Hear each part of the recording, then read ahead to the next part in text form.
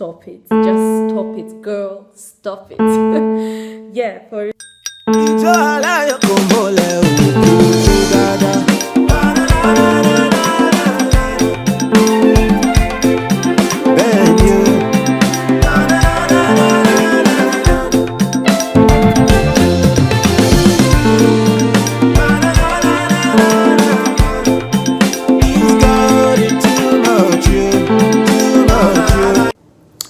Hello guys, welcome back to my channel. I know it has been forever since my last video and since I last spoke about afro hair, but today you already know it's afro hair all the way. Okay. Anyway, so today I am going to be talking about how to transition. I have had a few questions. I would say a few because like I'm basically just starting, you already know. So I have had a few questions about how to transition because like people been wondering like, okay, I have been watching videos, oh my gosh about afro hair, but my hair is relaxed, it's already damaged, it already has all the negative stuff naturals talk about. So what is the way for me to move from malnourished hair to well taking care of hair? I don't know if to call it malnourished. The way to move from relaxed hair to natural hair without having to cut my hair, because like that's almost the most difficult part of transitioning. So today I'll be telling you guys how you can move from relaxed to natural without exactly having to cut your hair. So stay tuned. Alright, so firstly I'm going to tell you guys exactly what transitioning is. Transitioning is simply growing of new unaltered hair strands whilst maintaining the chemically processed strands, right? That actually means you don't exactly have to do a big chop, at least not directly. So for me, when I transitioned, I transitioned for about 3 months, and well, here's what happened. My hair was seriously damaged from flat ironing. It was my very first time. I had someone who had no experience at all do it for me, and well, my hair was really like, it was a total mess. So I decided to stop relaxing my hair. My hair was relaxed, by the way. I decided to stop relaxing my hair to just like, I was practically fed up. And at the time I hadn't started watching videos on YouTube concerning natural hair and stuff, so I had no idea about that. So I was basically just fed up about my hair. I was thinking of cutting it. So what I decided to do was just always have it in sew-in styles, which we normally call gref in my country. Yeah, so I just had weaves on all the time, or braids, or like I just always had my hair busy. Okay, so now after like a period of 3 months, it was the end of the year, so I was like, oh, it's the end of the year, how about a new style? How about I cut off my hair? And I did. I didn't exactly cut it off to my scalp, obviously. I cut it to like where the damaged hair ended. Like, so like my natural hair had grown for 3 months. It was at a reasonable length, which is still very little, but I just cut it till that length and I started from there. Yeah, so that's basically how I did mine. So it wasn't very much of a big deal.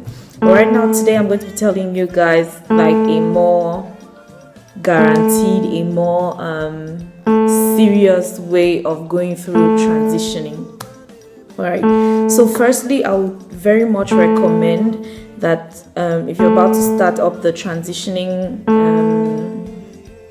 journey, I'd very much recommend that you firstly take note of the length of your damaged hair, just so you know how much you have improved over the months. Okay, so after taking note of your hair's length, Secondly, stop using all the chemicals, like everything. Just stop it. Just stop it, girl. Stop it.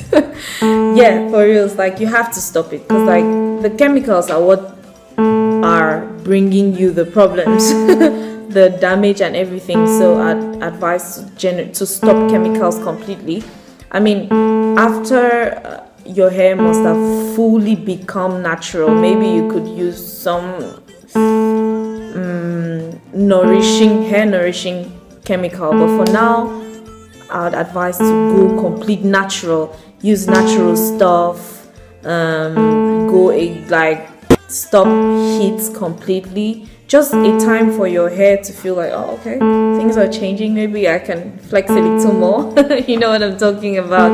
So definitely stop chemicals and stop heat for a while, depending on how long you must have chosen you're going to be transitioning for. All right, so yeah.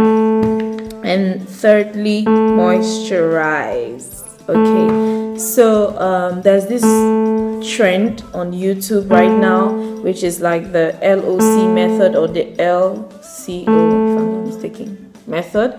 So yeah, you could either do that, or very simply, you could make it a habit to like have a water bottle, a spray bottle, where you have water and an oil that according to you is good for your hair. Because I'm saying according to you because each person's hair each person's hair has their own preferences. Okay, so it depends on which your hair would prefer. That means you have to try as many as possible and then know which one your hair feels more comfortable with. Okay, so I would generally advise to mix water and the oil and just spritz it on your hair as often as possible. And then there is this other very little thing that I do, rarely though, like once a month. After washing my hair, when it's still wet, I use shea butter. Now it serves as a coating to my hair follicles so that it doesn't lose the water that I already put on my hair. All right, that way it helps my hair stay moisturized. And another thing, you could add up hot oil treatments, all right, which you can do monthly. If you'd like to know how I do my very easy homemade hot oil treatment, you can let me know in the description box, yeah, and then I'll do another video for that and let you guys know how I do that. All right, another thing which is very important, very important, is trimming. Girl, you have to trim your hair. Like, I know it's difficult. I mean, maybe it's not difficult for other people. For me, it is. Yeah, so you have to trim your hair, girl, especially since you're transitioning. So I would generally advise, so that you don't feel the impact so much, I would generally advise half an inch trimming every month. Half an inch is very little, okay? So you can cut it and then barely notice that you've done anything, whereas over the months you get to be doing good to your hair. Or you could not trim it, which is like what I did. I didn't trim my hair until after 3 months, and then I did a big chop. So either way, you have to cut your hair, girl. You just have to do it. You just got to do it. All right, so trimming your hair, very important. And protein treatments, very important as well. You could do a homemade protein treatment, maybe use eggs, apple cider mixed together, hair mayonnaise, you know, like basically, like I wouldn't like to give a particular procedure to make a protein treatment because I feel like it limits you. I would advise you to come up with like every or any protein contained natural thing that you have at home. Do a DIY, try it on your hair. If your hair appreciate it, then girl, go ahead with it. Like, that's what I would advise. Or like, if you're not very sure of what you're about to do, let me know in the comment section. Let me know. I'll definitely do a homemade protein treatment procedure, and then you guys will try it out and let me know how your hair reacted to it and everything. Yeah. And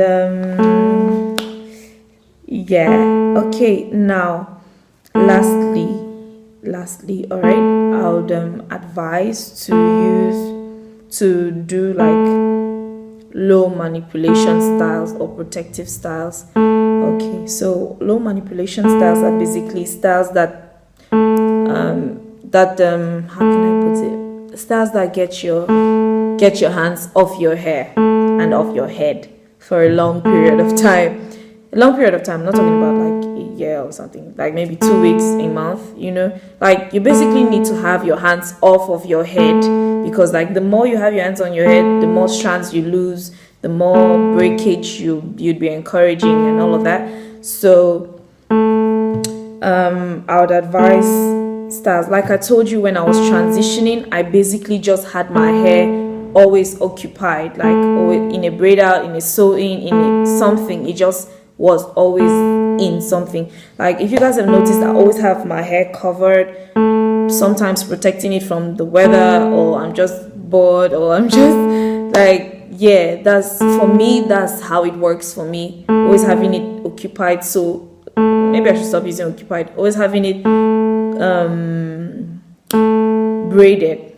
Okay, simply put, braided, so that I don't have to touch it all the time. I don't have to comb it all the time. I don't have cotton pulling out strands of my hair. I don't have cotton pulling out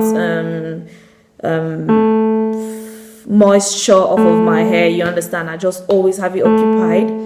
And yeah, so I'd advise to do sew-ins, weaves, wigs, braids, anything. Like, if you can have your hair braided for like maybe 3 weeks, 2 weeks, a month, leave it for like a few days or a week or so, have it moisturized, do deep conditioning, hot oil treatments, protein treatments for like within the 1 week, and then have it braided again for another week. Girl, you will like, you definitely thank me later. Like I feel like that is just it. Like, and another thing, don't think about it too much, all right? Don't get yourself stressed up. You are going to have the natural hair. It's inside of you, like it's just going to come out. You're going to have it. Don't think about it too much. Get on with your life.